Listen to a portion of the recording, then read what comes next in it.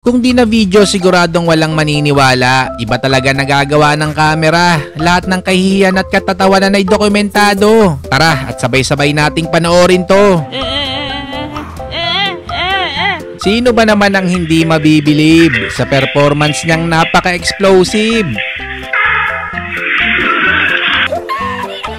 Ang tindi ng pasabog ni ate, para kang sinampal ng kaliwete.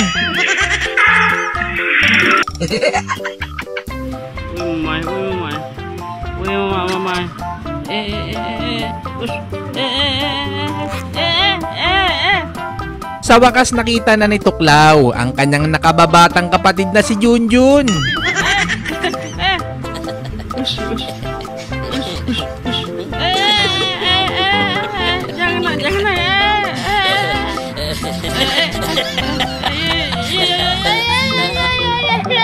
Yung first day mo sa trabaho as massage therapist, jackpot agad sa kanyang first customer.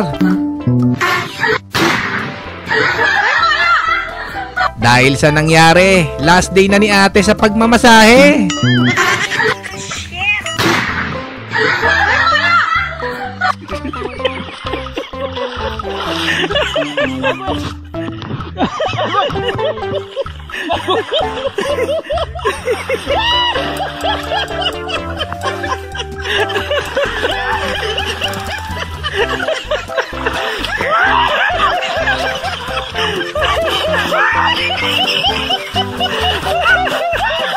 Sobrang wais ng kanyang misis. Para hindi mahalata ni mister, aso nila ang pinapapick up niya ng kanyang mga parcel. Baka ganito din ang mga sakit na mga misis nyo, mga sir. Tapos kung makahingi ka ng pera, alam mo, tumatay ako ng pera. Sabihin mo lang, salamat Shopee.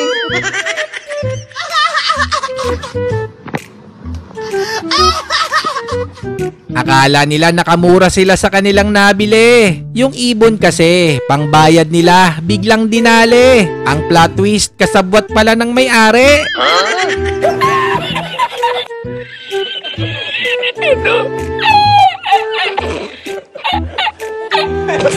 Aircon nila walang patayan, 24 oras. Bill tuloy nila sa kuryente, biglang taas. Kaya sabi ng ahas, walang silbi, dun kayo sa labas. Buhay, senyorito kayo! NANI?! What? Oh no! Need backup. May tama ka talaga, Repa. Ugaliing testingin bago bilhin. Dapat dali sa mental hospital.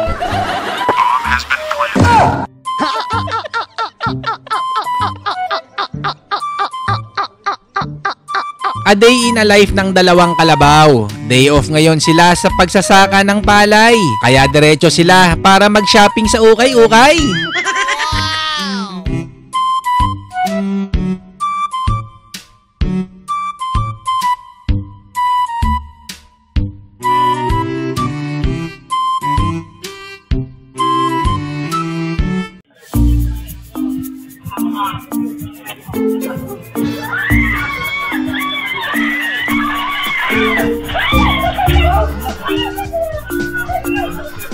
Ayan kasi, pinakawalan tuloy alaga niyang salbahe. Paano ba naman kasi, nagkikismisan lang itong tatlong magkukumare. Hindi naman pala bibili.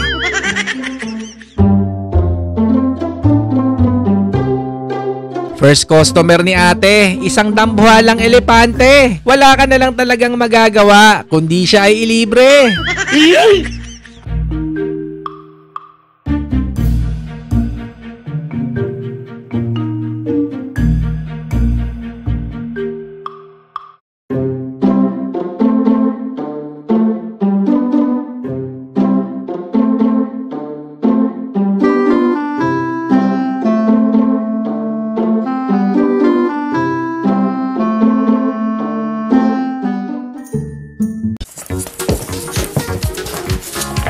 Kaya pala bagong bili niyang underwear, isang beses pa lang daw nasuot, yung garter ay agad nang ulubot.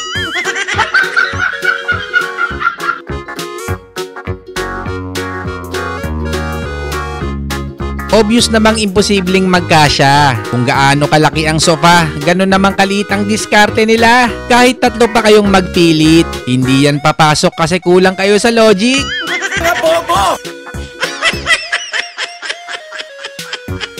Nagpa-free taste sila sa labas, kaso biglang humangin ng malakas. Ang pancake biglang naging flying cake.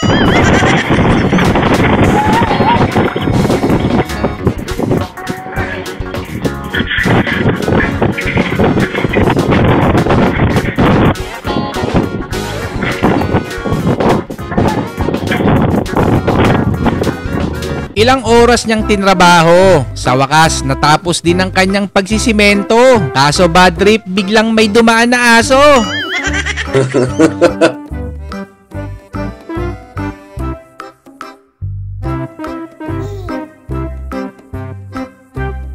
Kawawa naman si tatay, sinalisihan ni Bantay. Kaya pala mga tao doon, suot na tsinelas ang kulay, hindi pantay-pantay.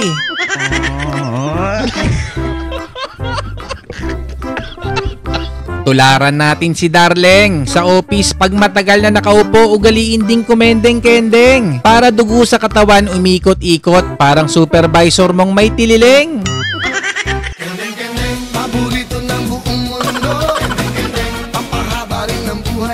Mga naka-double deck lang ang tunay na makaka-relate dito. Yung hindi ka makatulog kakaisip, paano kung mahulog yung kama sa taas ko? Pwes, nangyari na ang kinatatakutan mo.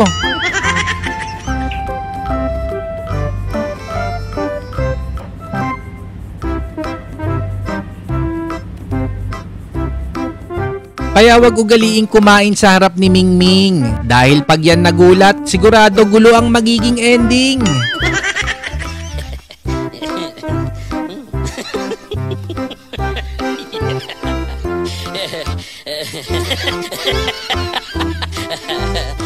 Bike na nilamig. Parang jowa mo, iniwan ka bigla tapos sa iba po mag-ibig.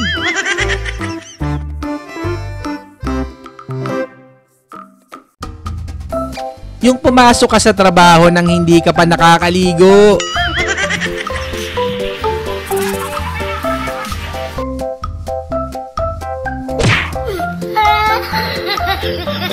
Huwag tularan ang magdala ng aso sa office tapos itatali lang sa upuan. Baka sick leave mo biglang mabawasan.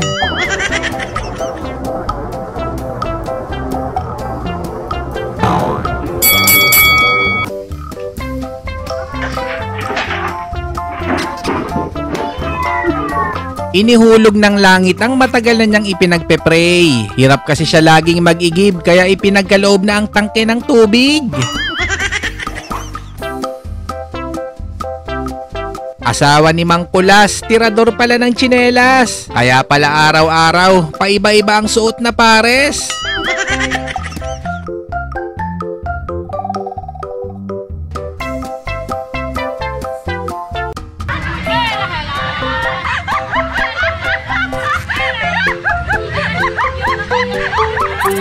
Finlex niya mura niyang biling cellphone. Parang nanalo sa jackpot. Kaso wala pang ilang segundo, naluto na sa sabaw ng hotpot.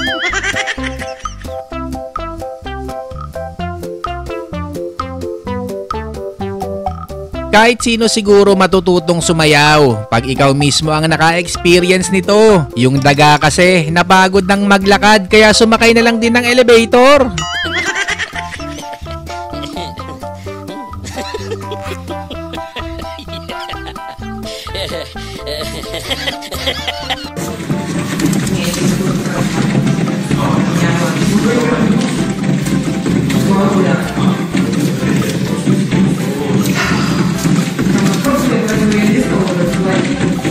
Kung nagtataka ka kung ano ang nangyayari sa video na to, hindi ka maniniwala, panoorin mo hanggang dulo.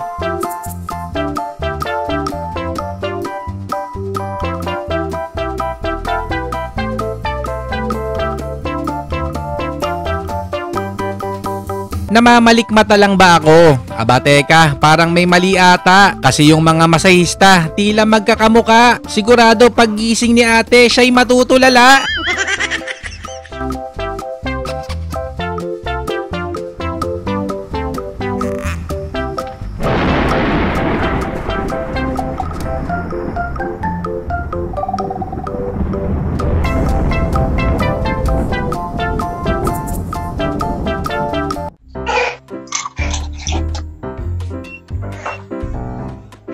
Sobra kasing lakas uminom ng kape ni pare. Yan tuloy, pati laruan ng anak mo, pinagkamalan mong kapre.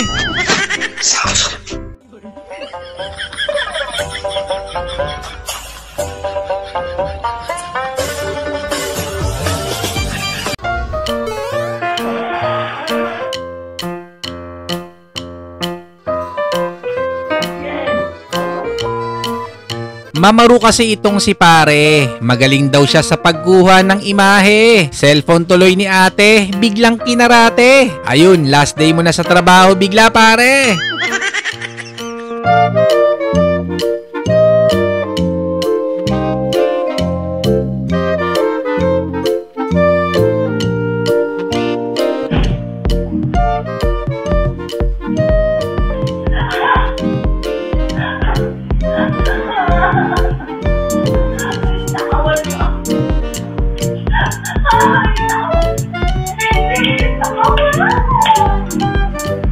Swerte ni ate sa kanyang bisita. Hindi mapigilang mapatili, napatakbo pa bigla.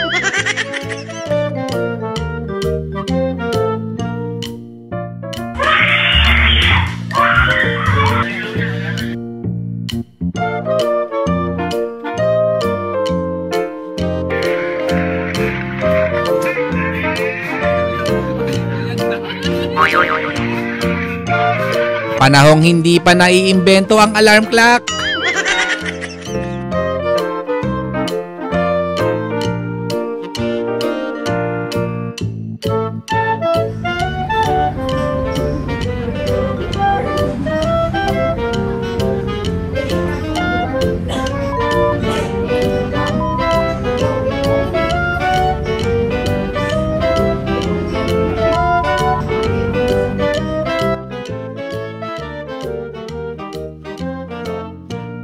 Pinasok sila ng kawatan at nilooban. Bantay ng tindahan na pagdiskitahan. Si Inday tuloy biglang naalimpungatan. Ayan tuloy, himas ka ng Rhea sa kulungan.